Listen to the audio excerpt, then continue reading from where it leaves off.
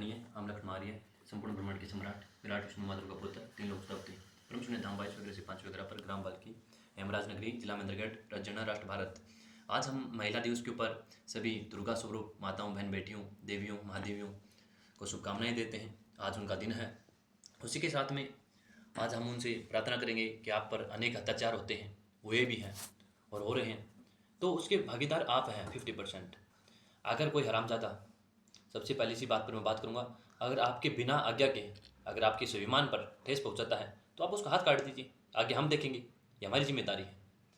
अगर कोई भी अगर आगे आगे हम, ये भारत है, ये श्री कृष्ण का भारत है, ये माँ रुक्मणी का भारत है, ये भगवान शिव का भारत है। अगर ऐसा करता है कोई भी और पाया गया तो मैं राजा महाराजाओं से प्रार्थना करना चाहता हूँ कि हमारी माँ बहन बेटियों की निस्वार्थ रक्षा के लिए अपने प्राण न्यौछावर करिए, पर उनकी रक्षा सर्वप्रथम होनी चाहिए। क्योंकि अगर उनकी रक्षा नहीं तो फिर हम कहाँ से हम पुरुष हैं, कहाँ से हम कृष्ण, कहाँ से हम सत्य सनातन धर्म को विकसित कर पाएंगे। तो इसी के साथ और आप भी 50% हिस्सेदार हैं इसकी। अगर आप सहायता करेंगे तो ही कोई अपराध करेगा, अन्यथा किसी की हिम्मत नहीं है कि कोई अपराध करे। और 50% मैं पुरुषों को भी कहना चाहूँगा कि आप भी ईमानदारी से अपने भारत के प्रति, अपनी माँ बहन बेटी महादेवी के प्रति ईमानदारी से रहिए, उनकी सुरक्षा करिए। अगर नकारात्मक करेंगे तो सीधी बात है दंड के भागीदार रहेंगे और उसका दंड का फिर आपको भोगना पड़ेगा, उसकी जिम्मेदार आप स्वयं रहेंगे। उसी के साथ आज रेड लाइट एरिया की बात करूंगा। हाल में मेरे पास थोड़े दिन पहले एक खबर आई थी कि रेड लाइट में जो महिलाएं माताएं बहन बेटियां कार्य करती हैं उनकी मजबूरियां हैं। तो मैं सरकार श्री भारत के प्रधानमंत्री श्री नरेंद्र दामोदर दास मोदी जी से प्रार्थना करना चाहूँगा कि आप इनको रोजगार के रूप में 3 एकड़ या 3 किले के रूप में इनको रोजगार प्रदान कीजिए और उस रेड लाइट एरिया से हम इनको निस्वार्थ, इनकी अगर मजबूरी है तो उस मजबूरी को हम कार्य के रूप में विकसित कर सकते हैं। इनको अच्छा प्रबंध करें और इनकी निस्वार्थ सेवा के लिए, क्योंकि माताएं बहन बेटियां हमारे घर को लक्ष्मी है, दुर्गा है, सरस्वती स्वरूप है, तो ये हमारे घर को संचालित करती है। इनके बिना ना तो हम संपूर्ण हैं, ना अन्य कोई मनुष्य संपूर्ण होता है। यहाँ तक कि भगवान शिव भी संपूर्ण है बिना पार्वती की। तो हम सभी इनके बिना अधूरे हैं और इनकी सेवा के लिए हम फिक्स मूल्य करें इनकी, जिससे इनको समस्या ना आए ग्रस्त के अंदर भी। तो हम कोई भी आवश्यकता अनुसार जो पदार्थ हैं खाते पीते हैं या फिर हमें जो प्राप्त करने हैं, तो हम उन पर MSP, जो फिक्स MSP है, जिसका फिक्स MSP, जिस पर 0 रुपये से 9 रुपये प्रति किलो प्रति लीटर में हम इसको लागू करें, और वो भी शुद्ध सोने के सिक्कों के रूप में। क्योंकि आज हम विदेश में के अंदर जा रहे हैं 5-5, 10-10 लाख रुपए, 50 लाख रुपए खर्च करके, और वहाँ पर हम क्या कर रहे हैं, यही पशुओं की सेवा कर रहे हैं, और वहाँ से हम रुपये कमा करके इधर भारत में आ रहे हैं। तो क्यों नहीं हम भारत के अंदर ही इनको बढ़िया रोजगार दें, जिससे कि इनकी समस्याओं का समाधान भी हो जाए और इनको अच्छा रोजगार भी मिल जाए और इनकी समस्या का समाधान भी हो जाए। तो इसी की बात पे हम बात करेंगे युवाओं के लिए रोजगार। आज बेरोजगारी की बहुत बड़ी समस्या है, ऊपर से पर्यावरण की भी समस्या है। सभी के ऊपर मैं बात करूंगा एक एक खुल करके। तो और यह कार्य मैं इसलिए कर रहा हूँ क्योंकि विश्व शांति, एकता, अखंडता, मानवता और आप भारत के प्रधानमंत्री जी का जो लक्ष्य है 2047 तक का भारत को विकसित करने का और प्रत्येक युवाओं को जो रोजगार देने का, उसमें हम प्राकृतिकता सबसे प्रथम लेके आएंगे। क्योंकि हमारे लिए पर्यावरण सबसे महत्वपूर्ण है। पर्यावरण के अंदर जीने वाले सभी मनुष्य भी जरूरी हैं, पशु भी जरूरी हैं, पक्षी भी जरूरी हैं, महिलाएं भी जरूरी हैं और कीट भी जरूरी हैं। क्योंकि प्रकृति का अगर कोई एक हिस्सा भी खराब हुआ तो निश्चित बात है प्रकृति में विवाद, आपदाएं आएंगी, तूफान आएंगे, आंधी आएगी, जैसी अनेक समस्याएं आएंगी, जिससे हमारी जो आज का जो ढांचा तैयार है, जिससे हम पर्यावरण को विकसित कर रहे हैं आर्टिफिशियलिटी के तरीके से, कृत्रिमता के तरीके से, वो नहीं हो पाएगा। तो मैं चाहूँगा कि इसको हम प्राकृतिक धरातल पर टिक करके, तो सबसे पहले हम इनको खेती के रूप में रोजगार, सभी का समान वेतन, दूसरा 2 नंबर पर कि सरकारी हो चाहे प्राइवेट हो, मेहनत सभी कर रहे हैं, कोई ऐसा नहीं है कि मेहनत नहीं कर रहा। लेकिन हम एक सरकारी है उस आदमी की तो वेतन बहुत हाई पर है, और जो वो प्राइवेट के अंदर है उसका बहुत 0 लेवल पर वेतन है, जिससे वो सामंजस्य नहीं बना पड़ा है। ऊपर से महंगाई इतनी बढ़ रही है। तो हम ग्रस्त में होते हुए इस कार्य पर जब ध्यान नहीं देंगे तो निश्चित बात है कि हमारा देश विकसित नहीं हो पाएगा। बातें करने से कभी काम नहीं होगा। हम देश को धरातल के ऊपर विकसित करना चाहेंगे, जिससे सबसे पहले इनको खेती के रूप में रोजगार दे दिया, फिर पशुपालन करें। प्रत्येक मनुष्य को मैं कहना चाहूँगा एक गाय, बैल या भैंस जो भी अपने पास रखिए, उससे आपको आमदनी होगी, उससे अच्छे दूध उत्पादन होगा प्राकृतिक तरीके से, साथ में वेतन समान हो गया जैसी बात। और धातु की सिक्के के रूप में मैं बात क्यों कर रहा हूँ, क्योंकि एक तो ये लंबे टाइम तक चलेगा। क्योंकि एक जब हम किसी धातु का निर्माण करते हैं तो वह लंबे टाइम तक चलती है। कागज़ का निर्माण करेंगे तो वृक्षों की ज़्यादा कटाई होगी, उससे प्रकृति की उपजाऊ शक्ति कम होगी, पर्यावरण दूषित होगा और हम बीमारियाँ अत्यधिक आ रही हैं। और फिर औषधीय पेड़ कहाँ से आएंगे अगर हम ऐसी प्रकृति को उजाड़ते रहेंगे तो समय समय के साथ। तो हमें प्रकृति पर इस पर ध्यान देना है। दूसरी बात है कि हमें अगर नीतियाँ लगानी, आज संस्थाओं के अंदर हम किसी भी स्कूल के अंदर जाते हैं तो सबसे पहले वो हमें एडमिशन फीस लेते हैं इस पर, और वो मुँह मांगी फीस लेते हैं। मतलब किसी धरातल के अंदर हम किसी में एंट्री करेंगे तो उसमें कम से कम 1,60,000 रुपये की वेतन है। आज युवाओं को, उनके माता पिताओं को बहुत सी समस्याएं हो रही इस चीज़ पर। तो मैं चाहूँगा कि हम इस पर भी बात करें। अगर इस पर बात नहीं करेंगे तो निश्ची बात है, या तो आपके पास बात नहीं पहुँच रही, या फिर पहुँच रही है तो आप उस पर ध्यान नहीं दे रहे। तो मैं आपसे प्रार्थना करना चाहूँगा कि आप इस पर भी ध्यान दें, उन पर भी लिमिट वो उसका फीस लें, जिससे कि उन बच्चों को माता पिता जो गरीब हैं उन पर समस्या ना आए। अमीर तो है मान लीजिए भर देते हैं, लेकिन गरीब जो मध्यवर्गीय परिवार है और या उससे भी सामान्य परिवार है, वो कैसे इस फीस को भर पाएंगे, जिससे वो अच्छी शिक्षा नहीं ले पाएंगे, अच्छा ज्ञान नहीं ले पाएंगे। तो निश्चित बात है भारत फिर अविकसित होगा। तो शिक्षा भी बहुत ज़रूरी है, और शिक्षा के साथ जो शिक्षा देने वाले हैं वो रुपए जो अत्यधिक ले रहे हैं उन पर कानून हो कठोर तरीके से, जिससे वो मीडियम रुपए ले, मध्य रुपए ले, और जिससे कि अच्छे युवा अच्छी शिक्षा प्राप्त करके वो अपने मानव जीवन को विकसित करके भारत को अच्छे विकसित कर सकते हैं। तीसरी बात करना चाहूँगा मैं युवाओं पर। आज आज युवा अत्यधिक ज्ञान ले रहा है, अत्यधिक शिक्षा ले रहा है, डिग्रियाँ बहुत हैं लेकिन ज्ञान 10% नहीं है।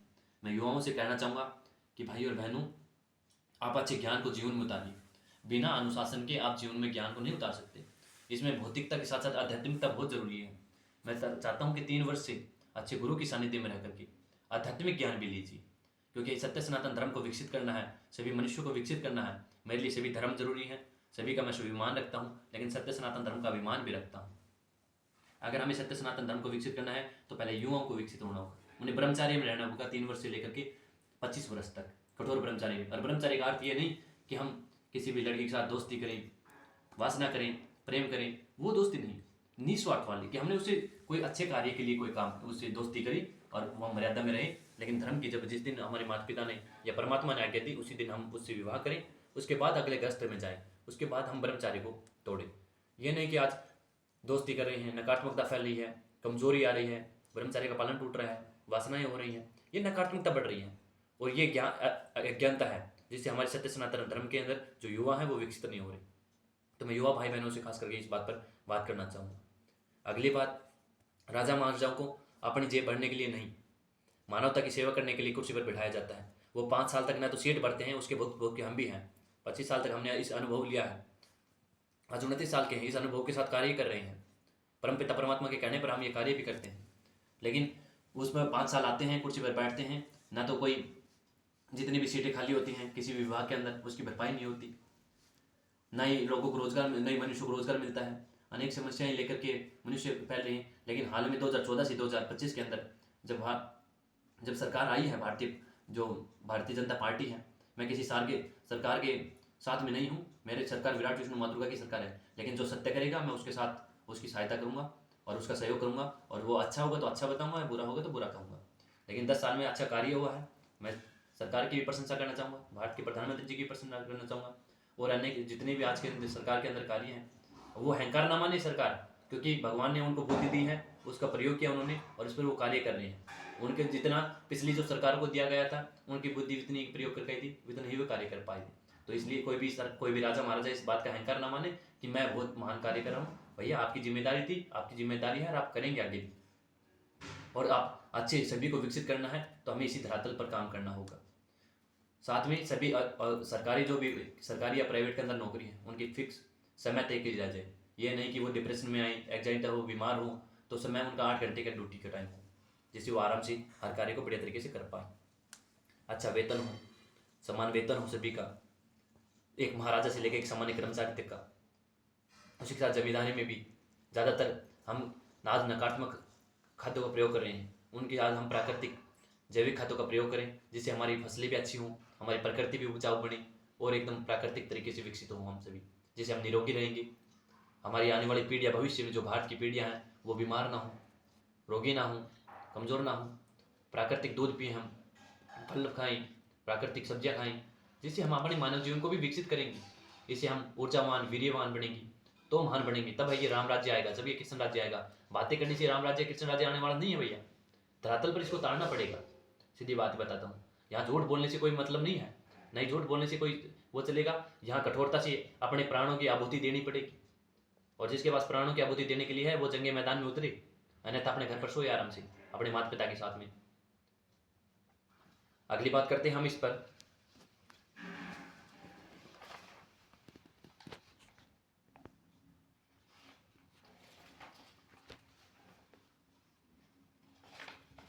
और कोई भी शिक्षा आज नाना प्रकार की संस्थाओं में नाना प्रकार की पुस्तकें चलाई जा रही है।